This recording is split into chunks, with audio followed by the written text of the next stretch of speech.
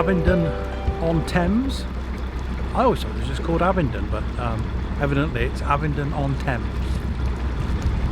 Not to be confused with another Abingdon, presumably. I haven't checked the map, but maybe you can try that for me. 3 nights maximum here. It used to be 5. I suppose because of how popular it is, and because it's a shopping destination and an eating out destination and everything else destination. The local council who run the moorings here have limited it to 3 nights. We just got a couple of locks to do today, and then we're mooring up, and then I think that'll be the end of this vlog. But yeah, 2 more big locks to do. And we're just about to go under Abingdon Bridge.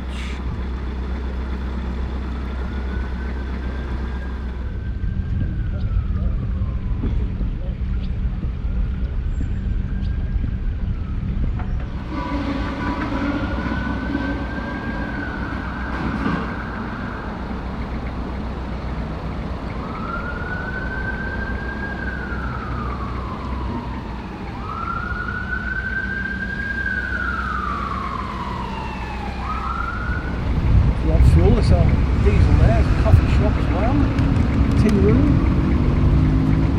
pump out. I'm not sure if we've got an L Sam, but yeah, it used to be a chandlery, I think. They've turned it into a cafe now.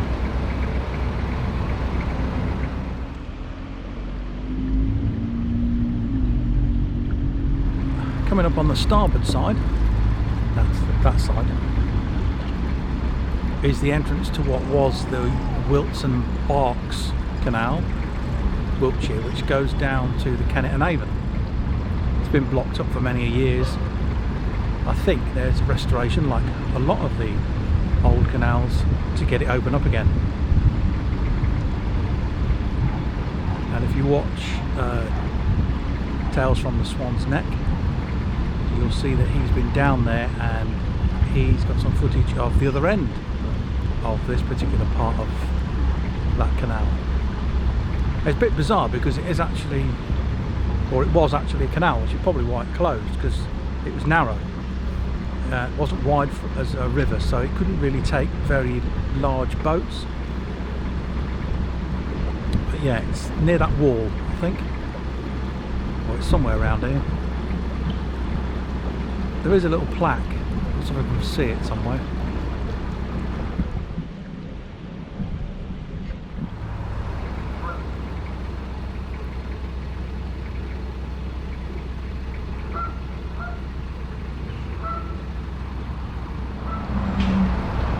There, the site of the original junction of the Wilton Berks Canal with the River Thames.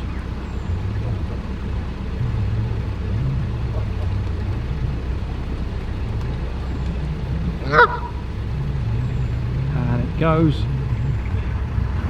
up that road. What if the people living there will be happy if it gets reinstated? Sorry, Mrs. Jones, you can't park your car there, we've got a canal.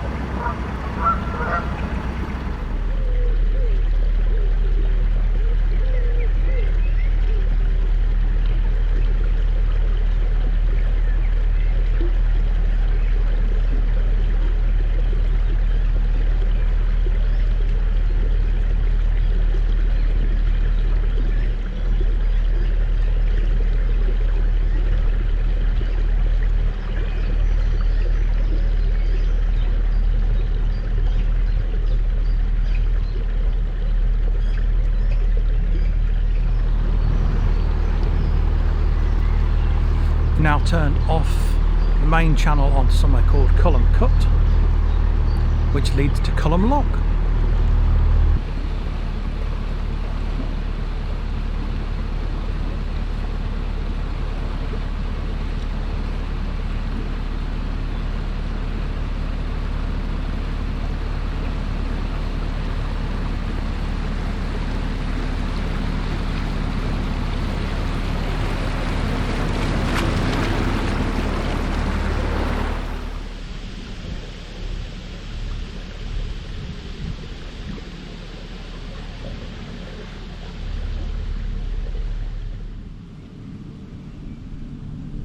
Morning.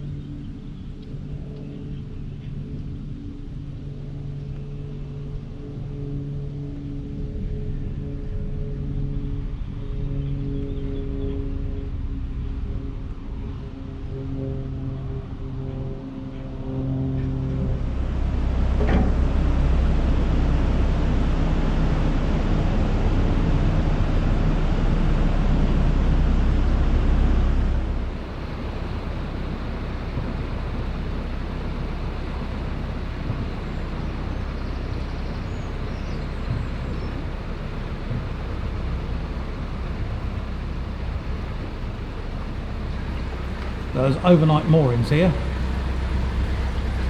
This is not a lock landing, you can actually moor here as long as you speak to the lockie. The usual is 24 hours free and then £5.50 a night, maximum 3 nights. So you'll only ever pay 11 quid and the maximum you can stay is 3 nights. So your first one is free and then it's £11 for the next 2, or £5.50 a night, which isn't too bad. And then the other moorings you've got are the ones where, what I'd call wild moorings, where you can just find yourself somewhere to moor by the bank. Bear in mind, of course, if you're on a narrow boat, you've got a flat bottom rather than a keel and a V-shaped hull of a cruiser, where they can get into the sides easier. A lot of the banks here are not shelved. They do go away quite quickly, and there's rocks, sand, and you can get beached very easily. So you have to pick those where you can, but obviously those are free. Then of course there's the private landowners, farmers and people who own plots of land or whatever. They'll usually have a sign up, and by and large that's about £10 a night. Again, all of this is in the useful information on the Thames Mooring website, where you can also find information about water points and L-SAN and pump out, that sort of stuff.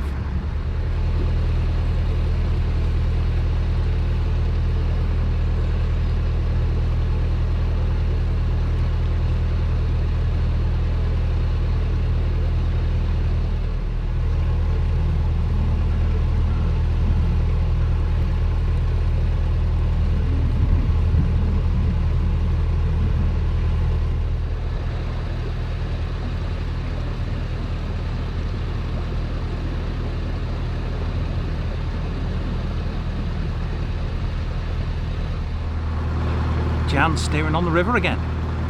Steady on, girl. Hold on, what you got your hoodie up for? You look like E.T. Rude. Oh, I don't know what this weather's doing. It's not raining. At least it's not raining. Yes.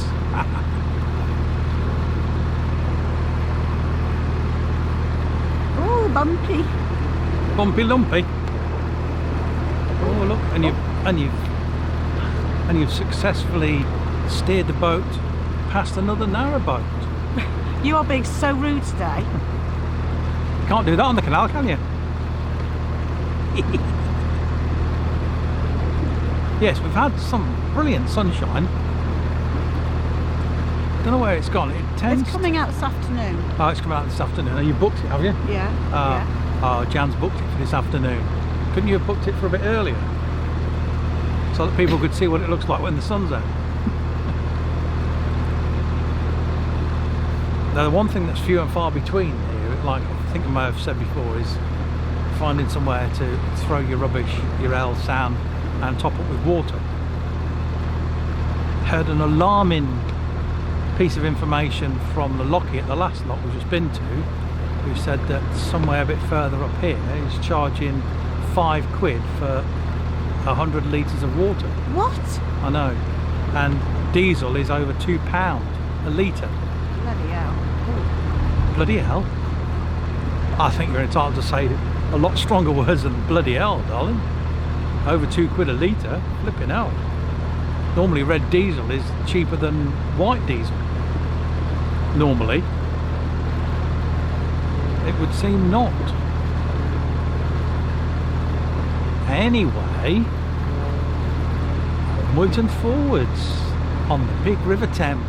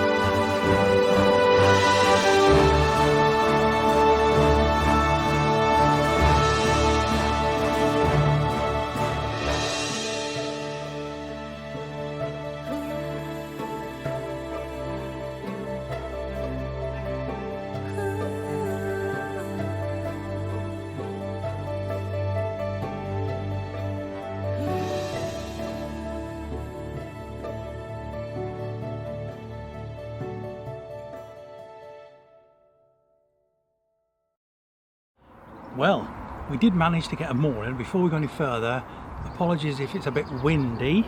No, Jan's not been eating mushy peas, have you? Oh, It is a bit breezy. 'Cause lower we're the a bit- tone. We're a bit exposed, literally.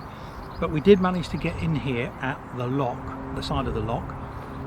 Now, for those boaters who are planning to come down here, I've already given you a bit of information about your licence, a bit about moorings, and mentioned that at some locks, not all of them, and these are all controlled by Environment Agency, EA, you can moor up. There's moorings. There's not moorings at every lock. You have to go on the EA website, .gov.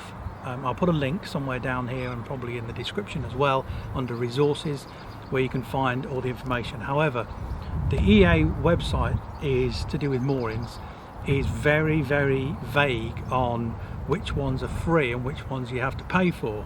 And the different charges. And yes, and also the different charges. I wasn't aware of that. I thought the ones where you did have moorings, where the moorings available, are free for the first 24 hours and then £5.50 per night for the maximum of 2 nights, so you pay 11 quid. So effectively you can stay 3 nights and it will cost you £11. However, there are some places like here where you will pay £12 a night. Don't ask me why. Apparently the locky here maintains that it's because this is a secure site.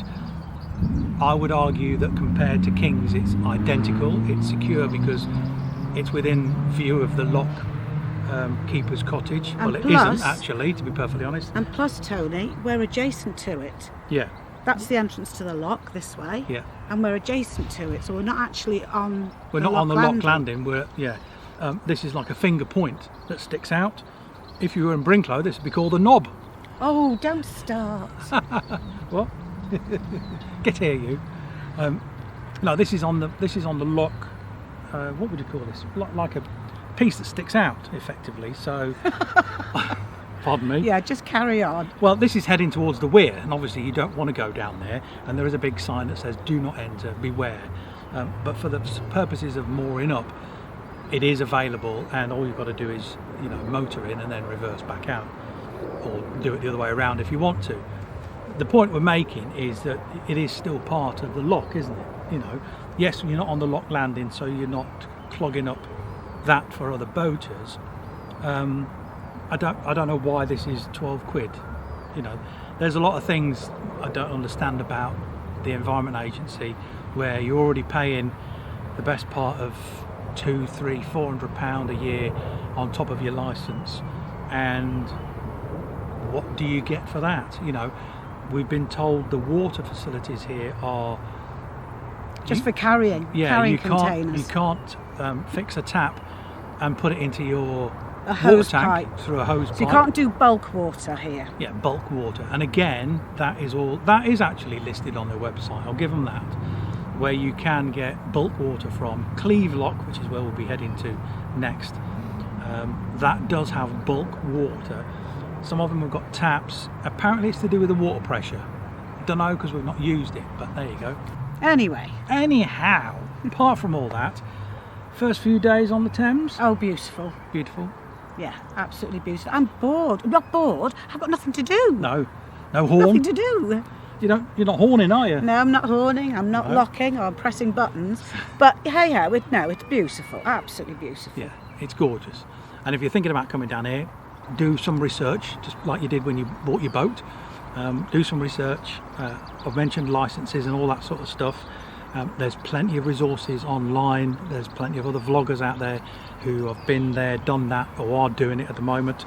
Have a look and you'll get some idea of where to go. If you follow us, obviously, then you'll know what we're doing, which is we're heading off towards Henley. Ooh, what's at Henley? Not telling you. It's a secret, isn't it? Yeah. That's for next time. No, that's in case we get there. We can't moor. Yeah. Anyway, thumbs up for a like. Don't forget to subscribe to the channel. It's totally free to do so. Come Don't forget. on. Yeah, come on, we're getting there. And then when you've subscribed, press that bell icon Ding. somewhere. Ooh, that was very musical. Yeah. And YouTube will notify you next time we upload a vlog. In the meantime, stay safe, everybody. Happy cruising. Bye. Bye.